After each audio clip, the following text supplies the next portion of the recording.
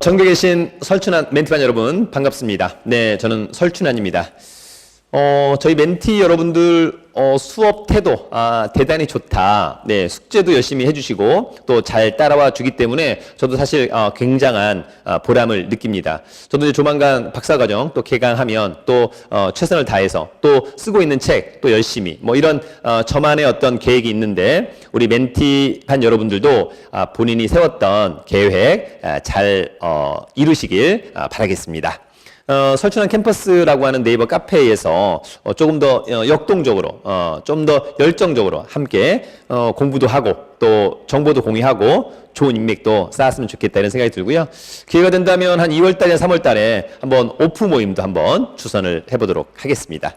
자, 오늘은 저희가 공동 소유에 대해서 한번 알아보도록 하겠습니다.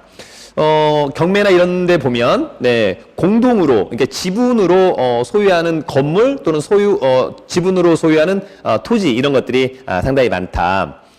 지분 경매도 있고요. 그죠? 예, 그러나 이제 말처럼 또 그렇게 쉬운 건 아닌 거니까 어떤 메커니즘을 갖고 있는지에 대한 부분을 여러분들이 잘, 이해를 해주기를 바랍니다. 가령 여러분, 우리가 이제 아파트가 있어요. 근데 소유자의 설춘환만 가령 기재가 돼 있다. 그러면 이런 것을 우리가 단독 소유라고 하죠. 단독 소유. 그런데 만약에 소유자의 설춘환, 그죠? 예. 또 우리 멘티반에 이경숙이라는 분이 계시더라고요. 그래서 이경숙 이렇게 돼 있다면 이게 이제 공동으로 소유하고 있는 건데 공동 소유를 줄여서 우리가 공유라고 한다라고 하는 점 먼저 알아두시고요. 이런 공유 지분은 마음대로 팔 수 있습니다. 제가 제 지분 2분의 1 팔 수 있고요. 우리 이경숙 씨께서 또 2분의 1 지분 마음대로 팔 수 있습니다. 반면에 이제 저랑 만약에 우리 이경숙 씨가 땅을 2분의 1씩 갖고 있다. 근데 그 위에다가 건물을 짓고 싶다. 이렇다면 사실은 이제 타 공유자의 또 동의가 필요한 그런 부분이 있습니다. 나중에 지분 경매는 약간 또 알박기라고 하는 개념도 없지 않아 있다라고 하는 점을 좀 알아두시고요.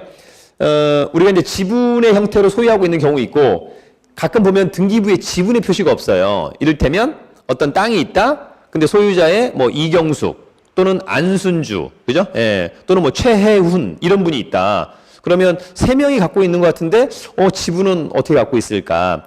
표시가 돼 있으면 제일 좋죠. 3분의 1, 3분의 1, 3분의 1. 또는 뭐 10분의 8, 10분의 1, 10분의 1. 정하기 나름인 거니까. 그런데 만약에 지분의 표시가 없다면 우리 민법은 균등한 것으로 추정한다. 그래서 만약에 아까처럼 하나의 아파트, 하나의 땅에 소유자가 3명 있는데 지분의 표시가 없으면 3분의 1, 3분의 1, 3분의 1씩 갖고 있다라고 여러분들이 이해를 하시면 좋을 것 같습니다. 자, 지분의 처분은 자유롭습니다. 본인이 쉽게 할 수 있습니다. 제가 지분을 파는데 타 공유자의 동의 전혀 필요 없습니다. 내 지분 사고 파는데 전혀 문제가 없다라고 하는 점이고요.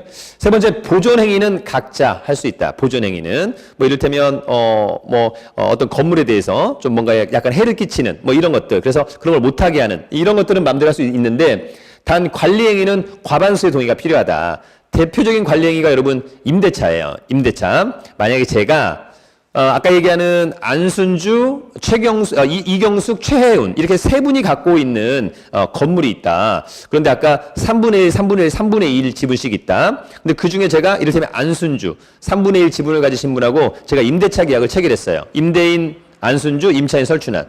이 임대차는 유효일까요? 무효일까요? 예, 무효입니다, 여러분. 이러한 임대차는 관리행위인데 반드시 과반수의 임대인의 동의가 필요합니다. 그래서 아까 3분이 3분의 1, 3분의 1이 있었기 때문에 2사람의 동의를 얻어서 저랑 제가 임차인 계약을 맺는다면 이 임대차는 유효하다. 왜? 과반수의 동의가 있기 때문에. 아시겠죠, 여러분?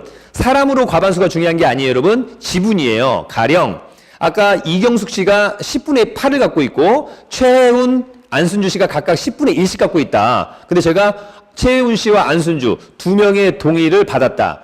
이건 과반수가 아닙니다. 아까 차라리 10분의 8을 갖고 있는 이경숙 씨하고 제가 계약을 맺어도 이 계약은 유효하다. 아시겠죠? 왜냐하면 과반수가 되는 거니까 그런 점을 잘 알아두시고 그 다음에 이 지분은 공동소유는 특약이 없는 한 언제나 분할 청구가 가능합니다, 여러분. 그래서 저희가 지분 경매로 낙찰을 받았다. 그러면 통상은 싸게 낙찰받아서 약간 좀 이득을 얹어서 기존의 공유자한테 팔아먹는 경우 있고요. 아니면 기존의 공유자한테 조금 싸게 좀 팔아라 이렇게 할 수도 있을 것 같고, 이도저도 안 된다면 안 되겠다. 그냥 건물인데 땅인데 그냥 우리 분할하자. 공유물 분할 청구 소송할 수 있습니다.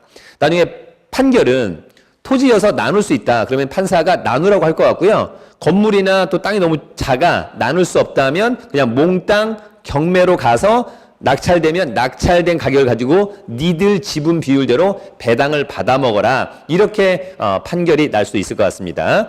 공유물 분할 청구 소송 판결에 의한 이를테면 형식적인 경매가 이루어지는 그런 지금 프로세스를 한번 설명을 드린 겁니다.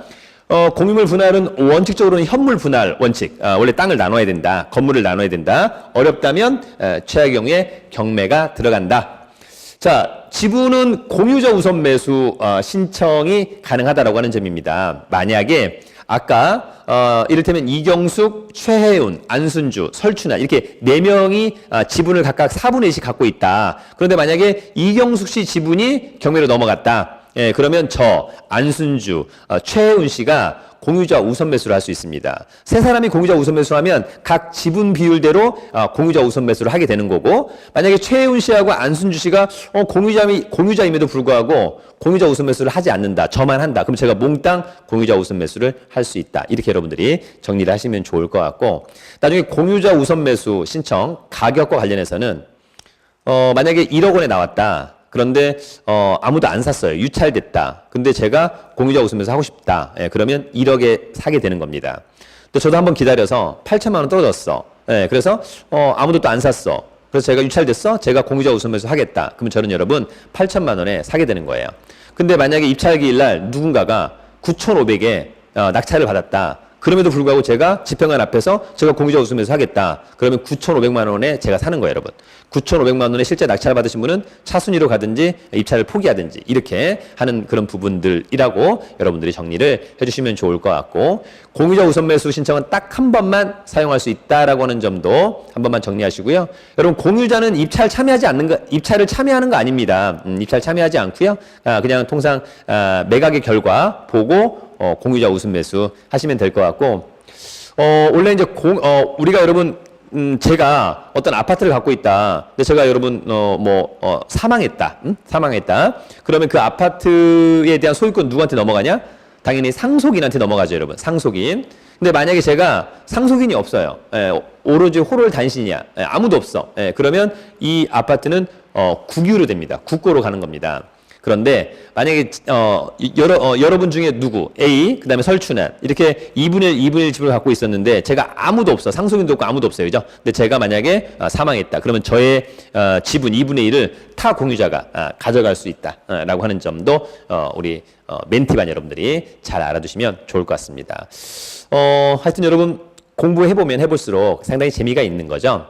그래서 공동소유에서 이런 내용도 있다라고 하는 점 알아두시면 좋을 것 같고, 하여튼 여러분 수업을 들으셨으면 항상 정리하는 습관, 또 꼭 이것만 정리하기보다는 조금 더 외연을 확대해서 뭔가 좀 찾아보시고 또 이런 내용도 있구나 이러면서 점차 스스로 자생력을 기르고 발전하는 우리 멘티반 여러분들이 되길 바라겠습니다.